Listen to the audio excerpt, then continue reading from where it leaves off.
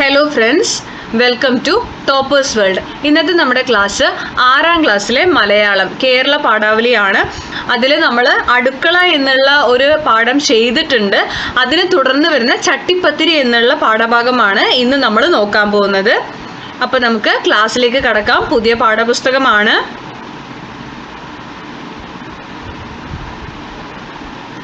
ചട്ടിപ്പത്തിരി. അദ്രുമാൻ പിയാപ്പിള വൈകുന്നേരം തന്നെ സാമാനങ്ങളൊക്കെ വരുത്തിച്ചു. പിറ്റേന്നു രാവിലെ ചട്ടിപ്പത്തിരിയുടെ ഇതിഹാസം ആരംഭിക്കുന്നു. വാങ്ങിയ സാധനങ്ങളൊക്കെ എണ്ണം നോക്കേണ്ടതാണ്.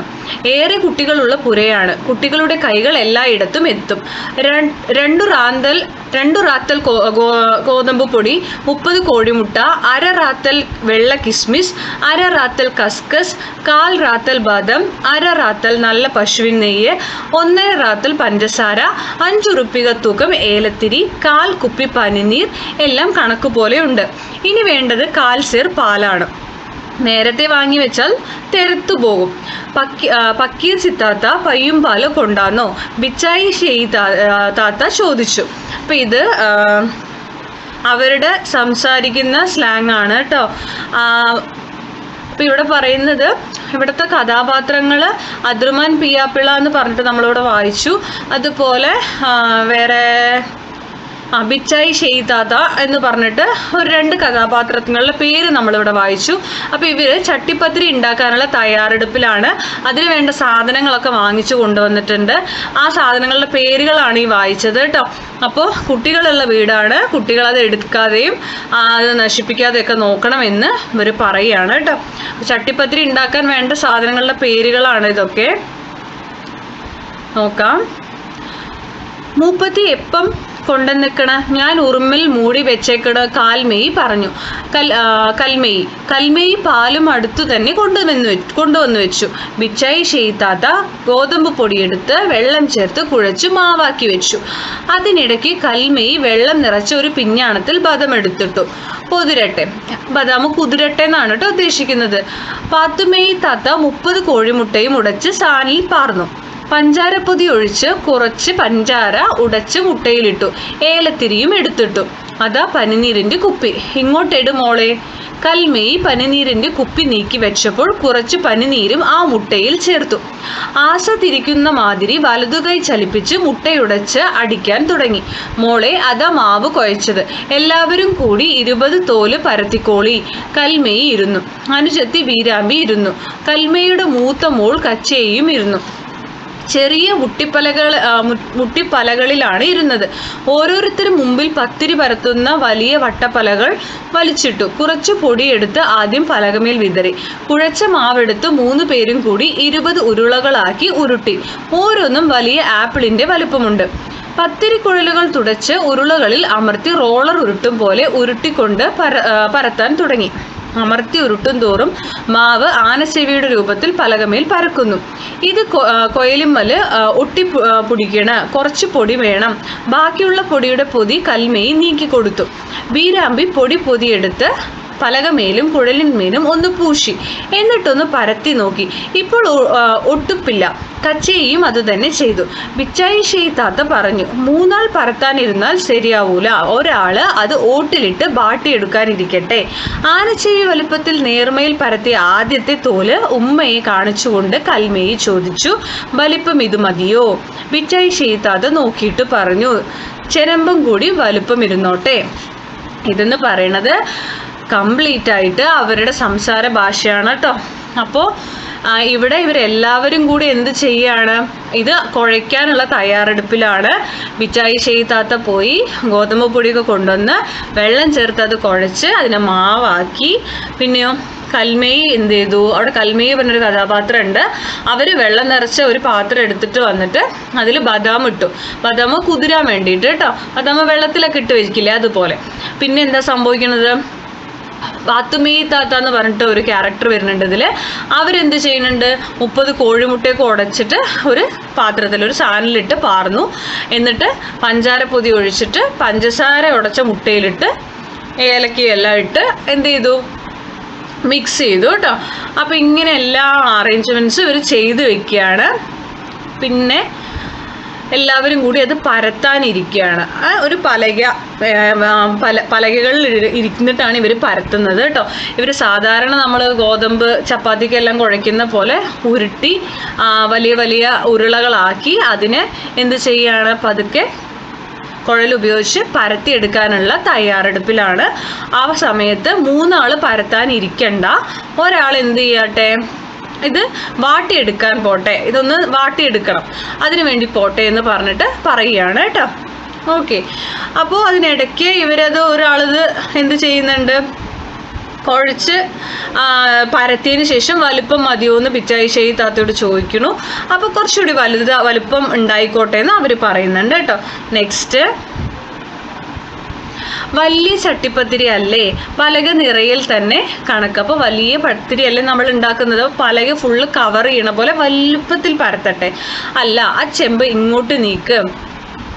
കൽമയി വട്ടച്ചെമ്പ് നീക്കി കൊടുത്തു. വേഗം ചെമ്പെടുത്ത് കഴുകി അടുപ്പത്ത് വെച്ചിട്ട് പിച്ചായി ഷെയ്ഖ് താത്ത വെള്ള കസ്കസ് കഴുകി ഊറ്റി ചെമ്പിലിട്ടു. എന്നിട്ട് പറഞ്ഞു, നെയ്യ് ഇങ്ങോട്ട് എടുക്ക്, കസ്കസ് പൊരിയണുണ്ട്. അപ്പം നെയ്യ് എടുക്ക്, കസ്കസ് പൊരിഞ്ഞുകൊണ്ടിരിക്കണു, അതിൽ കുറച്ച് നെയ്യ് ഒഴിച്ച് എന്നിട്ട് വാങ്ങി വെച്ചു.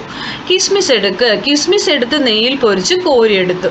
കരിഞ്ഞു പോയോ, ബേജാറോടെ മുപ്പത്തി ചോദിച്ചു. ബീരാമ്പി എണീറ്റ് കയ്യിൽ കണ കൊണ്ട് പൊരിഞ്ഞ കിസ്മിസിൽ കുത്തി നോക്കി. ഇല്ല, കണക്കടയില്ല, കരിഞ്ഞു പോയിട്ടില്ല. ഒന്ന് കുത്തി നോക്കിയപ്പോൾ മനസ്സിലായില്ലേ, സമാധാനം. പിച്ചായി ഷെയ്ഖ് താത്ത പിഞ്ഞാണത്തിൽ നിന്ന് പൊതിരാനിട്ട ബദമെടുത്ത് തോലുരിച്ച് ചെറിയ ചെറിയ കഷ്ണങ്ങളാക്കി നുറുക്കാൻ തുടങ്ങി. അപ്പോൾ ചോദിച്ചു, പാലും പഞ്ചാരയും കലക്കി വെച്ചോ? അപ്പോൾ ആ സമയത്താണ് ചോദിക്കുന്നത്, പാലും പഞ്ചസാരയൊക്കെ കലക്കി വെച്ചോ ചോദിക്കുകയാണ്. അപ്പോൾ ആരോടാ ചോദിക്കണേ, കൽമയോട് കേട്ടോ. അപ്പോൾ കൽമയി വിരൽ കടിച്ചു. ഞാനത് മരിച്ച പോലെ മറന്നുപോയി, നല്ല മറതിയാ, എല്ലാത്തിനും ഞാൻ തന്നെ വേണമെന്ന് വെച്ചാലോ, നിങ്ങളൊക്കെ ഇതൊക്കെ പഠിക്കണ്ടേ, എല്ലാ കാലത്തും ചട്ടിപ്പത്തിരി ചുടാൻ ഉമ്മ ഉണ്ടാവോ? അപ്പോൾ ഇവർ ചോദിക്കുകയാണ്, ഒരു പാലും പഞ്ചസാരയും കലക്കി വെക്കാൻ മറന്നുപോയോ, അപ്പോൾ ഇതൊക്കെ ശ്രദ്ധിക്കണ്ടേ, എല്ലാ കാലത്തും പറഞ്ഞു തരാൻ ഞാൻ ഉണ്ടാവില്ല, ഇത് ഉണ്ടാക്കി തരാൻ ഞാൻ ഉണ്ടാവുമോ എന്നാണ് ഉമ്മ ചോദിക്കുന്നത്. ഓക്കെ, പിച്ചായി ഷെയ്ഖ് താത്ത പശുവിൻ പാലെടുത്ത് പഞ്ചസാരയിട്ട് നന്നായി ഇളക്കി വേറൊരു വലിയ സാധനം ഒഴിച്ചു വെച്ചു. ബാട്ടിയ തോലൊക്കെ ഇതിലിട്, പദം വരട്ടെ. അല്ല, രണ്ടാളും കൂടി ഇതുവരെ 2 തോല പരത്തിയത്, ഈ കണക്കിന് ഇതാവാൻ മൂന്തിയാവുമല്ലോ. അപ്പോൾ ഇത്രയും നേരമായിട്ട് ഇത്രയും പരത്തിയുള്ളൂ, ഇനി ഇതാവാൻ വൈകുന്നേരം ആവുമല്ലോ എന്നാ പറയണം കേട്ടോ. ഇല്ലുമ്മ, ഇപ്പം പരത്തിത്തരാം. അവർ പണിക്ക് വേഗം കൂട്ടി, സ്പീഡാക്കി. അടുപ്പ് പോണ്, ചെമ്പെടുത്ത് അടുപ്പത്ത് വെക്കി. അടുപ്പിൽ വെറുതെ തീ കത്തുന്നത് കണ്ടപ്പോൾ പിച്ചായി ഷെയ്ഖ് താത്ത പറഞ്ഞു, നെയ്യിൽ പൊരിച്ചെടുത്ത വെള്ള കസ്കസും കിസ്മിസും ബദം നുറുക്കിയ കഷ്ണങ്ങളും കൂട്ടിക്കുഴച്ച് പണ്ടമാക്കി ഒരു വലിയ കാസയിൽ മാറ്റിവെച്ചു. വല്യമ്മ, കോളായോ? കൽമയുടെ മകൻ. അപ്പോൾ ഇതൊക്കെ ചെയ്ത് ഇവരെല്ലാം കൂട്ടിക്കുഴച്ച് മാറ്റി വെച്ചു കേട്ടോ. ആ സമയത്ത് വല്യമ്മ കോളായോ എന്ന് ചോദിച്ചിട്ട് ആര് വരുന്നു? കൽമയുടെ മകൻ അബു അടുക്കളയിൽ കടന്നിട്ട് വരും. എല്ലാം ആയോ എന്ന് ചോദിച്ചു വരിക. എത്തിയോ? ആളെ തലപ്പിരാന്ത് എടുപ്പിക്കാണ്ട് അപ്പുറം പോയിരുന്നോട്ടെ. അപ്പോൾ നീ എത്തിയോ, അതായത് നമ്മൾ പറയില്ലേ, ഡിസ്റ്റർബ് ചെയ്യാതെ ശല്യം ചെയ്യാണ്ട് അങ്ങോട്ട് പോയിരിക്കുക, അപ്പുറത്ത് പോയിരിക്കുക, അപ്പുറം പോയിരുന്നാട്ടെ എന്ന് പറയുകയാണ് കേട്ടോ. ഇതിങ്ങൾക്കൊന്നും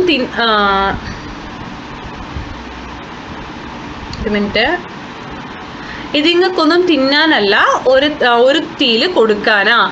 അപ്പം ഞമ്മക്കില്ല അല്ലേ? അപ്പോൾ ഇത് നിങ്ങൾക്കൊന്നും തിന്നാനല്ല കൊടുക്കാനാന്ന് പറയുമ്പോൾ ചോദിക്കണം, അപ്പം ഞങ്ങൾക്കില്ല അല്ലേ? പിച്ചായി ഷെയ്ഖ് താത്തയ്ക്ക് ഈറയാണ് പിടിച്ചത്. എന്താ, ജനിച്ചിട്ട് ചട്ടിപ്പത്തിരി കാണാത്തതല്ലേ? അല്ല പിന്നെ, അപ്പം നീ ജനിച്ചിട്ട് ഇതുവരെ കണ്ടിട്ടില്ലേ എന്ന് പറഞ്ഞിട്ട് ചോദിക്കും. ഗ്രാമഫോണിൽ വന്ന ഒരു പാട്ടും മൂളിക്കൊണ്ട് ഒരു കഷ്ണം ബദവും കടിച്ച് അബു പോയി. ഇത് കേട്ട് അബു ബദവും കടിച്ച് തിരിച്ചു പോയി. കൽമയെ കുറച്ച് നെയ്യിട്ട് വട്ടച്ചെമ്പെടുത്ത് അടുപ്പത്ത് വെച്ചു. നെയ്യുരുകിയപ്പോൾ കുറച്ച് നെയ്യ് ചെമ്പിൻ മൂട്ടിൽ ബാക്കിയാക്കി ശേഷിച്ചത് മുഴുവൻ കോരിയെടുത്ത് ഒരു തകരപ്പാട്ടയിലേക്ക് പകർന്നു. ചെമ്പ് താഴെ ഇറക്കി വെച്ചു. 20 തോലും പരത്തി കഴിയുമ്പോഴേക്ക് മണിക്കൂർ 3-4 കഴിഞ്ഞു. കണ്ടല്ലോ, അപ്പോൾ ഇത്രയും പരത്തി കഴിയുമ്പോഴത്തേക്ക് 4 മണിക്കൂറോളം കഴിഞ്ഞിരുന്നു. വേറെയും ചില കുട്ടികൾ അടുക്കളയിലേക്ക് വന്നു. കാസയിൽ പണ്ടം കുഴച്ചു വെച്ചതിൽ നിന്നൊരു കഷ്ണം ബദമെടുത്ത് ഉസ്മാൻ വായിലിട്ടു. പിച്ചായി ഷെയ്ഖ് താത്ത അവനെ ഒരു നോട്ടം നോക്കി. നിങ്ങളെല്ലാവരും കൂടി പണിയെടുന്നാൽ ഇപ്പണി തീരൂല. ഒരു കണ്ടം ബദം എടുത്തില്ലേ, ഇനി അപ്പുറം പോയി കളിച്ചോളി. നിങ്ങളെല്ലാവരും കൂടി ഇവിടെ വന്നിട്ട് ഇതെല്ലാം എടുത്ത് തിന്നുകൊണ്ടിരുന്നു കഴിഞ്ഞാൽ നമുക്ക് ഒന്നും ചെയ്യാൻ ബാക്കി കാണില്ല അല്ലേ, സാധനം എല്ലാം തിന്നു പോവല്ലേ, അപ്പം നിങ്ങൾ അപ്പുറത്ത് പോയി കളിക്കൂ എന്നാ പറയുന്നത്. വേറൊരുത്തൻ ചോദിച്ചു ഒരു കണ്ടം കിസ്മിസ്, അപ്പോൾ കിസ്മിസ് വേണമെന്ന് പറയണം. മാവ് പരത്തി തോലാക്കിയവരും പരത്തിയ തോല് ഓട്ടിലിട്ട് വാട്ടിയവളും എണീറ്റ് പത്തിരി പലകകൾ മാറ്റി വെച്ചപ്പോൾ ബിച്ചായി ഷെയ്ത്താത്ത ചോദിച്ചു, 20 തോല് തികച്ചുമില്ലേ? അവർ ഒരിക്കൽ കൂടി എണ്ണി, ഉണ്ട്, ഇനി കയ്യാക്കത്തിന് ഒരാൾ ഇവിടെ നിന്നാൽ മതി. അപ്പോൾ 20 തോലില്ലേ കറക്റ്റായിട്ട്, ഇനി ഒരാൾ ഇവിടെ സഹായത്തിന് നിന്നാൽ മതി പറയും. കൽമയി നിന്നു, മറ്റു 2 പേർ അടുക്കളയിൽ നിന്ന് പോയി. അപ്പോൾ കൽമയി അവിടെ നിന്നു, ബാക്കി സഹായത്തിനുണ്ടായിരുന്ന 2 പേർ അടുക്കളയിൽ നിന്ന് പുറത്തേക്ക് പോയി. ബിച്ചായി ഷെയ്ത്താത്ത പാലിൽ പദം വരാനിട്ട വാട്ടിയ 2 തോലുകൾ ഒന്നിനു മുകളിൽ മറ്റൊന്നായി നെയ്യുള്ള ചെമ്പിലിട്ടു. പണ്ടം ഇങ്ങോട്ടെടുക്ക്.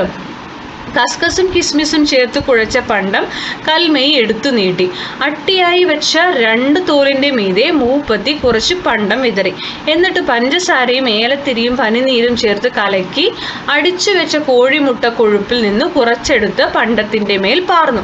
ചാഞ്ഞും ചെരിഞ്ഞും നോക്കി, മുട്ട കലക്കിയത് തോലിന്റെ എല്ലാ ഭാഗത്തും എത്തിയോ? അതിനു മീതെ പിന്നെ ഒറ്റ തോലാണ് എടുത്തു വെച്ചത്. അതിനു മീതെയും പണ്ടമിട്ടു. മുട്ട കലക്കിയതും പാർന്നു. പടച്ചോനെ, ഇത് നന്നാകണേ, ആളുകളെ കൊണ്ട് പറയിക്കരുതേ. അപ്പോൾ ഇവരതെങ്ങനെയാണോ ഉണ്ടാക്കുന്നത് അതനുസരിച്ച് മുട്ടയെല്ലാം അതിൻ്റെ മേലെ ഒഴിച്ചു കൊടുത്ത് റെഡിയാക്കി വെച്ചു. ആയോ? ഏതോ കുട്ടി അടുക്കള വാതിൽക്കൽ നിന്ന് ചോദിച്ചു. ബിച്ചായി ഷെയ്ത്താത്ത അത് കേട്ടില്ല. അതെന്നല്ല, ലോകത്തിലെ മറ്റൊരൊച്ചയും കേട്ടില്ല.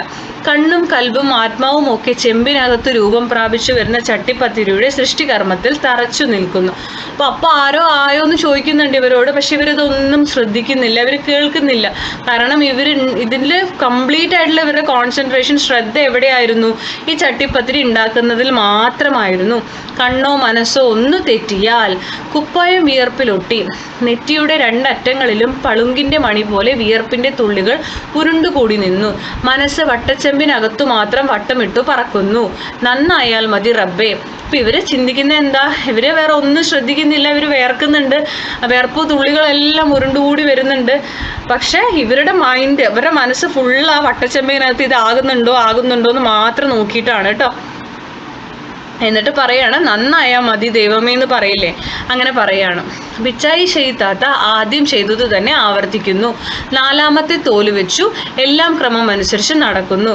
19ാമത്തെ തോലാണ് 20 തികയുന്നു. അങ്ങനെ ഓരോന്ന് വെച്ച് 20 എണ്ണം അവരുണ്ടാക്കിയെടുത്തു. നിവർന്നു നോക്കി. ബാക്കിയുള്ള പണ്ടം മുഴുവൻ 20ാമത്തെ തോലിന്റെ മുകളിൽ വിതറി. ബാക്കിയുള്ള കൂട്ടുകളെല്ലാം അതിന്റെ മേലെ വിതറി. ചാഞ്ഞും ചെരിഞ്ഞും നോക്കി. എല്ലാം സമമായി പതിഞ്ഞിരിക്കുന്നു. മുട്ട കലക്കിയ സാൻ കയ്യിലെടുത്തു. അത് മുഴുവൻ വടിച്ച് അവസാനത്തെ തോലിനു മീതെ നടുവിൽ പാർന്നു. എല്ലാ ഭാഗത്തേക്കും ഒലിച്ചു സമമാകുന്നു. 31 നിവർന്ന് കൈ കുടഞ്ഞു. ഊർന്നു വീണ തട്ടം നേരെയാക്കി. എന്നിട്ട് ബിസ്മില്ല വിറയ്ക്കുന്ന കൈകളോടെ ചെമ്പ് അടുപ്പത്തു കയറ്റുന്നു. മൂടിയെടുത്ത് ചെമ്പിനു മുകളിൽ വെച്ചു. അടുപ്പിലെ ചകിരിത്തീയിൽ നിന്ന് കുറച്ചെടുത്ത് ചെമ്പിനു മുകളിൽ ഇട്ടു. പുതിയ ചകിരിയും ഇട്ടു. അടുപ്പിലെ തീയൊന്ന് ഉള്ളോട്ട് തള്ളി. മാറി നിന്ന് അടിയിലും മുകളിലും തീ ശരിയായ നിലയിലാണോ എന്ന് നോക്കി. ബറാബർ കറക്റ്റായിട്ട് തീയൊക്കെ ഇട്ടു കൊടുത്തു. റബ്ബേ, ഇത് നന്നാകണേ.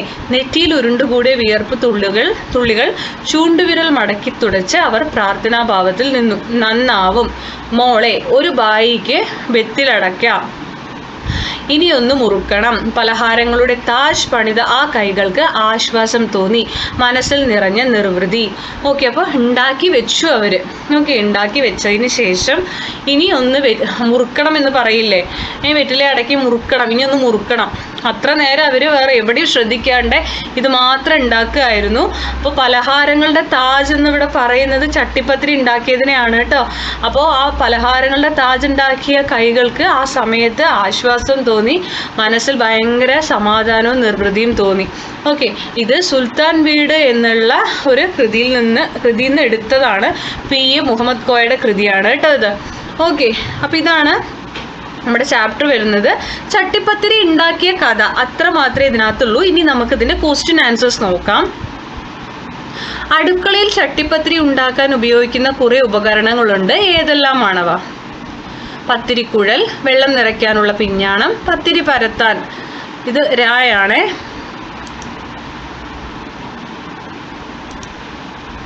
പത്തിരി പരത്താൻ വലിയ വട്ടപ്പലക, ചട്ടിപ്പത്തിരി വേവിക്കാൻ വട്ടച്ചെമ്പ്, മുട്ട അടിക്കാൻ സാൻ, നെയ്യ് ഒഴിക്കാനുള്ള തകരപ്പാട്ട, ചോറ് വെക്കാനുള്ള വലിയ ചെമ്പ്, കശുമാവ് നുറുക്കാനുള്ള കത്തി, കച്ചവട പാത്രങ്ങൾ, കയ്യിൽ കണം, അങ്ങനെ കുറേ ഐറ്റംസ് അതിൽ പറയുന്നുണ്ട് കേട്ടോ. ഇനിയും നിങ്ങൾ നോക്കിയാൽ ഇനിയും നിങ്ങൾക്ക് അതിൽ കിട്ടും. അടുത്ത ക്വസ്റ്റ്യൻ, ഏറെ കുട്ടികളുള്ള പുരയാണ്, കുട്ടികളുടെ കൈകൾ എല്ലായിടത്തും എത്തും. ഇങ്ങനെ പറഞ്ഞത് ഏതു സന്ദർഭത്തിലാണ്? ഇങ്ങനെ പറയാൻ കാരണമെന്ത്? സാധനങ്ങൾ വാങ്ങിക്കൊണ്ടുവന്ന് എണ്ണി നോക്കുമ്പോൾ ബിച്ചായി ഷെയ്ത്താത്ത പറയുന്നതാണ്, കുട്ടികൾ കൂടുതലുള്ള വീടാണ്, അവരുടെ കൈകൾ എല്ലായിടത്തും എത്തും. സാധനങ്ങൾ എടുത്ത് കളിക്കാനോ കളയാനോ ഉള്ള സാധ്യത ഉള്ളതുകൊണ്ടാണ് ബിച്ചായി ഷെയ്ത്താത്ത ഇങ്ങനെ പറയുന്നത്. ഞാൻ മരിച്ച പോലെ മറന്നുപോയി. ഈ വാക്യം അർത്ഥമാക്കുന്നത് എന്ത്? പാലും പഞ്ചസാരയും കലർത്താൻ കൽമയി മറന്നുപോയി. അത് മനസ്സിലായപ്പോൾ അവൾ തന്നെയാണ് ഇങ്ങനെ പറയുന്നത്. പൂർണ്ണമായും അത് ചേർക്കുന്നതിനെ കുറിച്ച് ഓർമ്മയില്ല, മറന്നുപോയി എന്നാണ് അർത്ഥമാക്കുന്നത്. പൂർണ്ണമായും അവരത് മറന്നുപോയി കേട്ടോ. എന്താ, ജനിച്ചിട്ട് ചട്ടിപ്പത്തിരി കാണാത്തതല്ലേ? അല്ല പിന്നെ. ആരാണ് ഇങ്ങനെ പറഞ്ഞത്? എപ്പോൾ? ആരാ ഇങ്ങനെ പറഞ്ഞത്? ബിച്ചായി ഷെയ്ത്താത്ത തന്നെയാണ് ഇങ്ങനെ പറയുന്നത്. അബു എന്ന കുട്ടി അപ്പം ഞമ്മക്കില്ല അല്ലേ എന്ന് ചോദിച്ചപ്പോഴാണ് താത്ത ദേഷ്യപ്പെട്ട് ഇങ്ങനെ പറയുന്നത്. ബിച്ചായി ഷെയ്ത്താത്ത അത് കേട്ടില്ല. അതെന്നല്ല, ലോകത്തിലെ മറ്റൊരൊച്ചയും കേട്ടില്ല. എന്താവും കാരണം? ബിച്ചായി ഷെയ്ത്താത്തയുടെ മുഴുവൻ ശ്രദ്ധയും പത്തിരി ഉണ്ടാക്കുന്നതിലായിരുന്നു. ചുറ്റും നടക്കുന്നതൊന്നും അവർ ശ്രദ്ധിക്കുന്നില്ല. ലോകം മുഴുവൻ മറന്ന് മുഴുവൻ ശ്രദ്ധയും ചട്ടിപ്പത്തിരിയിൽ കൊടുത്തു. അതുകൊണ്ടാണ് മറ്റൊരൊച്ചയും കേട്ടില്ല എന്ന് പറയുന്നത്. പലഹാരങ്ങളുടെ താജ് പണിത ആ കൈകൾക്ക് ആശ്വാസം തോന്നി എന്ന് പറഞ്ഞിരിക്കുന്നത് എന്തുകൊണ്ട്? ഇവിടെ താജ് എന്ന് വിശേഷിപ്പിച്ചിരിക്കുന്നത് എന്തിനെ? ചട്ടിപ്പത്തിരി ഉണ്ടാക്കിയതിനു ശേഷമാണ് ഇങ്ങനെ പറയുന്നത്. ഒരുപാട് സമയമെടുത്ത് താത്തയും കുടുംബവും ചേർന്ന് ഉണ്ടാക്കിയ ചട്ടിപ്പത്തിരിയെയാണ് ഇവിടെ താജ് എന്ന് വിശേഷിപ്പിച്ചിരിക്കുന്നത്. ഓക്കെ, അപ്പോൾ ഇത്രയാണ് ഇന്നത്തെ നമ്മുടെ ക്ലാസ്. അപ്പോൾ ക്ലാസ്സുകൾ ഇഷ്ടപ്പെടുന്നുണ്ടെങ്കിൽ നിങ്ങൾ ലൈക്ക് ചെയ്യുക, ഷെയർ ചെയ്യുക, സബ്സ്ക്രൈബ് ചെയ്യാത്തവരുണ്ടെങ്കിൽ ഒന്ന് സബ്സ്ക്രൈബ് ചെയ്യുക. നോട്ടിഫിക്കേഷൻ ലഭിക്കാൻ വേണ്ടിയിട്ട് ആ ബെൽ ബട്ടൺ ഒന്ന് ക്ലിക്ക് ചെയ്യാം. Thank you.